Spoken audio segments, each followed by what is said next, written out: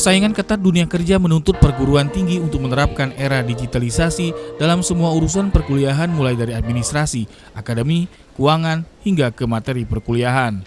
Rektor UTP Palembang, Hajah Manisa mengungkapkan untuk menghadapi era industri 4.0, UTP terus mempersiapkan para lulusan dengan kurikulum dan isi disertasi dengan pelajaran teknologi digitalisasi, selain memberikan pelajaran yang terintegrasi dengan ilmu entrepreneurship. Dengan harapan setelah lulus dapat membuka peluang kerja secara mandiri sesuai ilmu yang dimiliki.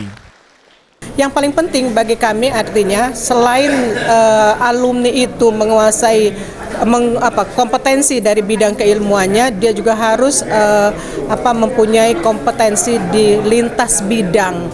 Artinya agar mereka bisa mengakses teknologi informasi.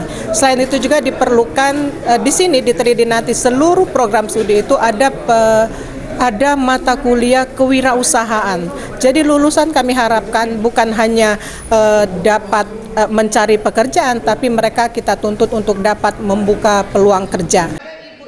Ketua Yayasan Pendidikan Nasional Perizinan YPNT UTP Profesor Mahmud Hasim berpendapat perguruan tinggi harus menyesuaikan kurikulum dengan apa yang dibutuhkan pasar kerja dan sumber daya alam yang ada di Indonesia sehingga tidak habis ditelan zaman.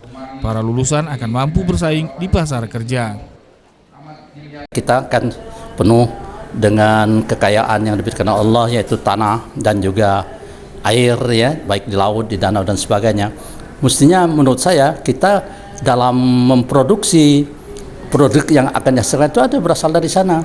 Jadi mungkin ke pertanian yang harus ditingkatkan dari kuantitas ke kualitas. Kemudian juga perikanan, saya kira itu sumber devisa yang besar sekali. Wisuda kali ini sebanyak 662 orang sarjana, terdiri dari 597 orang sarjana program Strata 1, 25 ahli media program Diploma 3, 40 orang dari program Pasca Sarjana Magister Manajemen. Tim Liputan TVRI Sumsel melaporkan.